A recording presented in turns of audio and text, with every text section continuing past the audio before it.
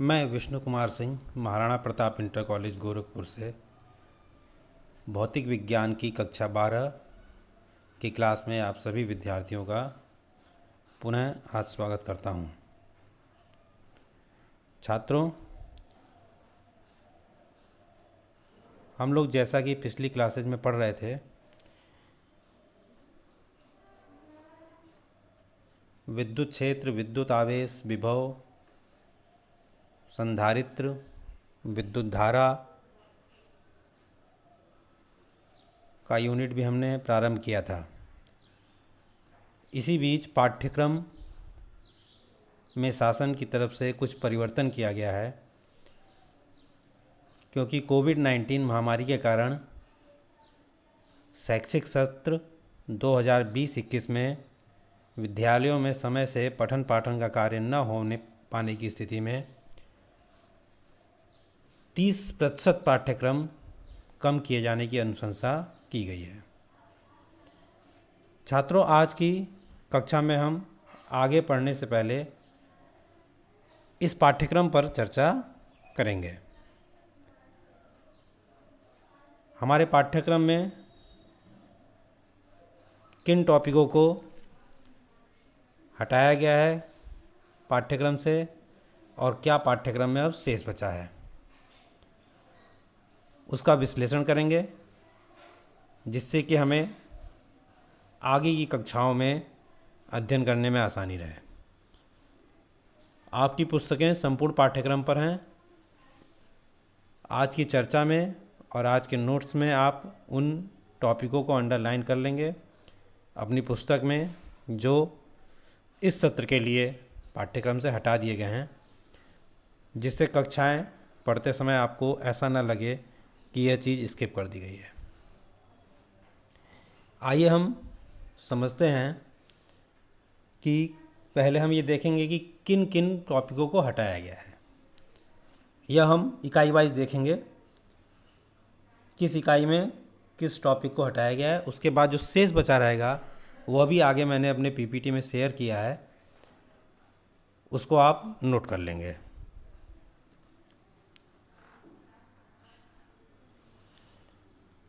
पाठ्यक्रम को 2 खंडों में विभाजित किया जाता है, खंड क और खंड ख।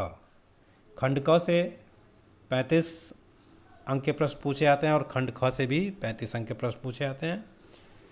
कुल मिला के 70 अंक का सैद्धांतिक पेपर होता है, जिसमें दोनों खंडों से 35-35 मार्क्स के क्वेश्चन पूछे जाते हैं। पहली इकाई हमारी है स्थिर विद्युतिकी। स्थिर विद्युतिकी में हम एक गॉस की प्रमेय पढ़ते हैं, हम लोग पढ़ भी चुके हैं। उस गॉस की प्रमेय के अनुप्रयोगों में एक अनुप्रयोग है एक समान आवेशित पतले गोले के भीतर तथा बाहर विद्युत क्षेत्र ज्ञात करना।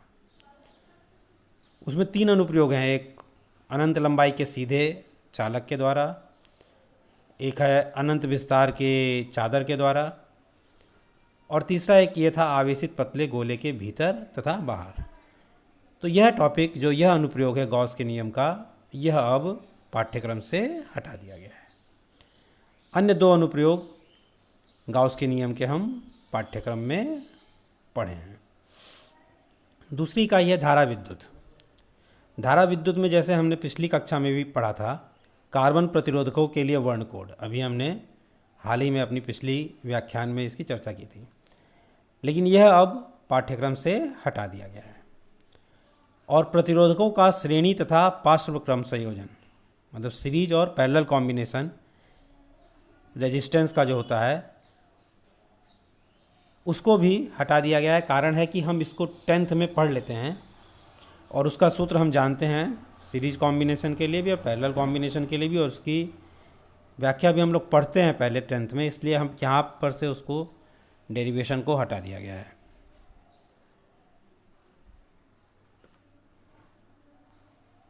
इकाई 3 विद्युत धारा का चुंबकीय प्रभाव तथा चुंबकत्व। इस इकाई में से जो सेकंड पार्ट इस इकाई का है, जिसमें हम अधिकतर मैग्नेटिक मटेरियल्स, चुंबकीय पदार्थों इत्यादि के बारे में एक सैद्धांतिक स्टडी करते हैं, थ्योरेटिकल पार्ट है उसका, उसी पार्ट से अधिकतर टॉपिक हटाए गए हैं जिनमें चुंबकीय द्विध्रुव क्षण चुंबक के कारण इसके अक्ष के अनुदिश तथा अक्ष के अभिलंब चुंबकीय क्षेत्र की तीव्रता ज्ञात करना। जैसा कि हम विद्युत द्विध्रुव से पढ़ते हैं, उसके अक्ष और उसकी अक्षीय स्थिति पर, उसके निरक्षीय स्थिति पर, सेम उसी तरीके से यहाँ भी एक डेरिवेशन किया जाता है जो चुंबकीय द्विध्रुव के लिए किया जाता है। उसी तरह से वो डेरिवेशन होता है, वही सब चीज़ें हैं। तो यहाँ पर इसको टॉपिक से अब हटा दिया गया है, पाठ्यक्रम से हटा दिया गया है। अब हमें चुंबकीय द्विध्रुव की अक्षीय तथा निरक्षीय स्थिति पर चुंबकीय क्षेत्र की तीव्रता का डेरिवेशन नहीं करना है। एक समान चुंबकीय क्षेत्र में चुंबकीय द्विध्रुव पर बल आघूर्ण, इसका भी डेरिवेशन नहीं करना है। यह भी उसी तरह से है जैसे विद्युत द्विध्रुव का करते हैं, वहाँ पर हम पाठ्यक्रम में कर चुके हैं। चुंबकीय अवयव, अनुचुंबकीय, प्रतिचुंबकीय तथा लौह चुंबकीय पदार्थ, यह उदाहरण सहित हम लोग पढ़ते थे।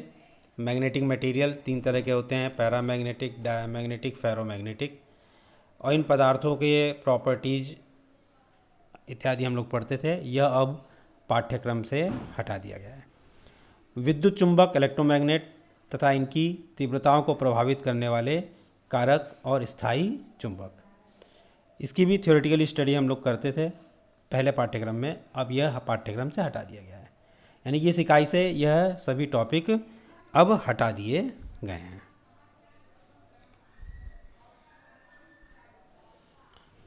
इकाई 4, विद्युत चुंबकीय प्रेरण तथा प्रत्यावर्ती धारा, electromagnetic induction and alternating current.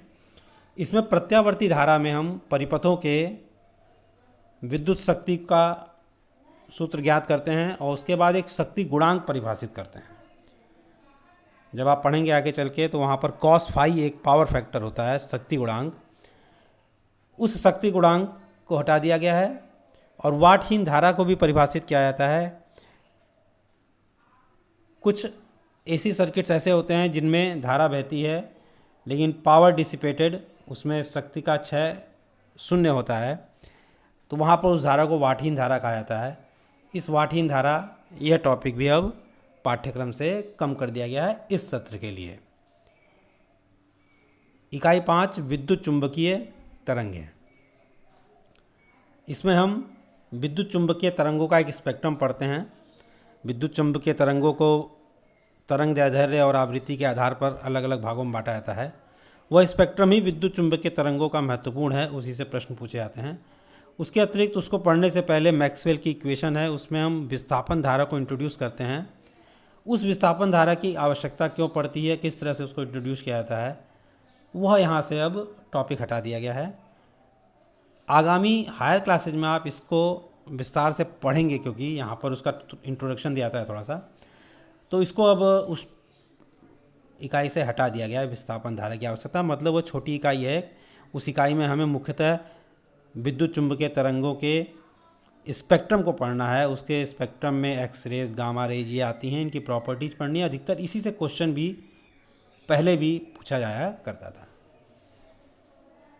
यह हमारा खंड क था जिसमें 35 नंबर का क्वेश्चन आता है। इन टॉपिकों को हटा दिया गया है। इसके आगे मैंने अपने स्लाइड में शेयर किया कि इसको हटाने के बाद जो बचा है शेष, वह उसमें दे दिया गया है, उसको आप देख लेंगे। वह पाठ्यक्रम पहले से भी आपके पास है। इसको हटा के बाकी जो बचा है उसको आप खुद भी समझ सकते हैं, यहाँ पर उसको दिया भी गया है, उसको भी मैं विश्लेषित कर दूंगा। अब हम खंड ख पर आते हैं बच्चों। इसका जो खंड ख है, उस खंड ख में पहली इकाई है प्रकाशिकी, बड़ी इकाई है ये। 13 नंबर का क्वेश्चन लगभग इस प्रकाशिकी से आता है। इस प्रकाशिकी में यह पार्ट 2 पार्ट में डिवाइड किया जाता है, एक रे ऑप्टिक्स और दूसरा वेव ऑप्टिक्स, तरंग प्रकाशिकी और किरण प्रकाशिकी। रे ऑप्टिक्स में हम प्रकाश की एक बेसिक घटना से सारी घटनाओं को पढ़ते हैं, यानी परावर्तन से शुरू करके अपवर्तन इत्यादि पढ़ते हैं। क्योंकि इसका कुछ भाग हम क्लास 10th में भी पढ़ के आते हैं, इसलिए जो बेसिक्स भाग हम पढ़ के आए चुके होते हैं उनको यहाँ पर से हटाया गया है। जैसे गोलीय दर्पण, दर्पण सूत्र आपने पढ़ा होगा 10th में, 1/v + 1/u = 1/f। प्रकाश का परावर्तन, ये हटा दिया गया है बेसिक से। इसके आगे कुछ एडवांस हम पढ़ते हैं जो हम आगे की कक्षाओं में भी फिर पढ़ते हैं, उनको भी यहाँ पर से हटाया गया है। जैसे प्रकाश का प्रकीर्णन, आकाश का नीला वर्ण, सूर्यास्त एवं सूर्योदय के समय आकाश में सूर्य का रक्ताभ दृष्टिगोचर होना, सूक्ष्मदर्शी तथा दूरदर्शी की विभेदन क्षमता, जो कि हम डिफ्रैक्शन के माध्यम से निकालते हैं। यहाँ पर एक प्रकाश की घटना पढ़ते हैं जिसको पूरी तरह से मेरे ख्याल में निकाल दिया गया है, ध्रुवण पोलराइजेशन। यह ध्रुवण, समतल ध्रुवित प्रकाश, ब्रूस्टर का नियम, समतल ध्रुवित प्रकाश तथा पोलराइड का उपयोग, यह लगभग ध्रुवण से संबंधित पूरा भाग इस इकाई से अब निकाल दिया गया है, कम कर दिया गया है। खंड ख की दूसरी इकाई है आपका, जहाँ से हमारा मॉडर्न फिजिक्स शुरू होता है एक तरीके से, द्रव्य तथा किरणों की द्वैत प्रकृति, dual nature of matter and radiation. इसको हमें यहाँ पढ़ना है, इससे कुछ जुड़ी घटनाएं भी हम पढ़ते हैं, फोटो इलेक्ट्रिक इफेक्ट, ये सब इस इकाई में। बस यहाँ पर एक प्रयोग होता है जो कि डी ब्रॉगली वेवलेंथ के लिए होता है, जो डेविसन तथा जर्मर का प्रयोग है। उस प्रयोग को हमें बस नहीं पढ़ना है, मैंने उसका प्रायोगिक विवरण नहीं पढ़ना है, बाकी उससे जो निष्कर्ष निकल के आता है उसको हम कनेक्ट करेंगे, उसकी हम व्याख्या की जाएगी। बस पूरे प्रयोग का जो एक्सप्लेनेशन है, विवरण है, वह यहाँ से हटा दिया गया है टॉपिक से। इकाई 3 खंड ख की, परमाणु तथा नाभिक। ये इकाई का नाम है। इसमें रेडियो एक्टिविटी का पार्ट निकाल दिया गया है पूरा। उसका कारण भी है कि हम क्लास 11th में केमिस्ट्री में रेडियो एक्टिविटी पढ़ते हैं कुछ, तो रेडियो एक्टिविटी का पार्ट निकाल दिया गया। अल्फ़ा, बीटा, गामा किरणें और उनके गुण, रेडियो एक्टिव नियम, बंधन ऊर्जा, प्रतिनिधियों तथा द्रव्यमानों के साथ इसमें परिवर्तन, मतलब बाइंडिंग एनर्जी हम लोग पढ़ते हैं, उसका एक निकालते हैं संबंध उसके द्रव्यमान से, द्रव्यमान संख्या से। उसमें बाइंडिंग एनर्जी कर्व है, बाइंडिंग एनर्जी का फार्मूला निकालने के लिए है। तो इसमें रेडियो एक्टिविटी हटा दिया गया है। उस रेडियो एक्टिविटी से संबंधित जो कण होते हैं, अल्फ़ा, बीटा, गामा किरणें, उनके प्रॉपर्टीज़ वगैरह पढ़ते हैं, वो अब इस सत्र के पाठ्यक्रम से कम कर दिया गया है। इकाई 4 इलेक्ट्रॉनिक युक्तियाँ, जिसको हम सेमीकंडक्टर डिवाइसेस के नाम से जानते हैं, उसमें हम लोग डायोड, ट्रांजिस्टर इत्यादि पढ़ते हैं, पीएन जंक्शन डायोड, ट्रांजिस्टर, तो वो सब चीज़ें तो हम यहाँ पर पढ़ेंगे। इसमें एक डायोड का एक विशेष प्रकार होता है जिसको जेनर डायोड कहते हैं। उस जेनर डायोड यहाँ पर कम किया गया है पाठ्यक्रम से, और उस जेनर डायोड को एक वोल्टता नियंत्रक के रूप में उसका उपयोग किया जाता है, वह उपयोग भी यहाँ से कम कर दिया गया है। इसके बाद हम पहले पूर्व में एक पिछले साल से हटा दिया गया है चैप्टर कम्युनिकेशन, संचार व्यवस्था, वह चैप्टर पूरी तरह से पहले से ही हट गया है, तो इस पाठ्यक्रम में भी वह नहीं है। हो सकता है कोई बच्चे छात्र पुरानी पुस्तकें प्रयोग कर रहे हो तो उसमें वो संचार व्यवस्था दिया हो एक चैप्टर अंतिम, तो वो पूरा चैप्टर अब पाठ्यक्रम में नहीं है। आप पुरानी पुस्तक यूज कर रहे हो, नहीं यूज कर रहे हो, उसमें यह संपूर्ण पाठ्यक्रम होगा। उनमें से इन टॉपिकों को आपको इस वर्ष के लिए कम कर दिया गया है। इसको आप अलग करके उसको रेखांकित करके रख सकते हैं, उसको पढ़ते समय ध्यान रखेंगे। अब इसके बाद जो शेष बचता है, उस शेष में हमें पाठ्यक्रम में किस तरह से परीक्षा देनी है, कितने अंक का किस इकाई से प्रश्न आता है, ये हम देखते हैं। देखिए, इसमें 70 अंकों का एक प्रश्न पत्र होता है जिसमें, और बाकी शेष 30 अंकों का एक प्रयोगात्मक होता है। इसमें खंड क में अंकों का विभाजन किया गया है 5 इकाइयों में। स्थिर विद्युत की धारा विद्युत, धारा का चुंबकीय प्रभाव तथा चुंबकत्व, वैद्युत चुंबकीय प्रेरण तथा प्रत्यावर्ती धारा, वैद्युत चुंबकीय तरंगे, उसके आगे उसके अंक लिखे हुए हैं, और कुल सारे अंक जोड़कर 35 नंबर का होता है। खंड ख में भी इसी तरह से 35 अंक का आता है, और इसमें 4 इकाइयाँ शेष हैं। प्रकाशिकी 13 नंबर, द्रव्य तथा द्वैत, द्रव्य और किरणों की द्वैत प्रकृति 6 नंबर का, परमाणु तथा नाभिक 8, इलेक्ट्रॉनिक युक्तियाँ 8, ये कुल 35 अंक हमारे यहाँ पे हैं। अब पाठ्यक्रम में जो शेष बचा हुआ है वह देखिए नीचे की स्लाइड्स में दिया हुआ है। इसको आप अपना पढ़िएगा, समझ लीजिएगा। इकाई वाइज दिया हुआ है, हर इकाई का अंक दिया है, और शेष जो पाठ्यक्रम 30% कम करने के बाद जो 70% बचा है वह पूरा पाठ्यक्रम यहाँ पर है। इसको आप नोट कर लीजिएगा, समझ लीजिएगा। जैसे स्थिर विद्युत की आपको पढ़ा दिया गया है, विद्युत धारा इस समय चल रहा है जिसमें हम लोग प्रतिरोध की ताप निर्भरता तक पढ़ चुके हैं। क्या कहते हैं, कार्बन प्रतिरोधों का वर्ण कोड, कलर कोड हम लोग पढ़ चुके हैं। हमें सेलों से शुरू करना था अब, तो इसके बीच में हमारा जो सीरीज एंड पैरेलल कॉम्बिनेशन था वो हम लोग पढ़ने वाले थे आज। तो वो अब पाठ्यक्रम में उसका डेरिवेशन नहीं है, फॉर्मूला आपको बता दिया जाएगा और हम लोग अब सेल से आगे शुरू करेंगे।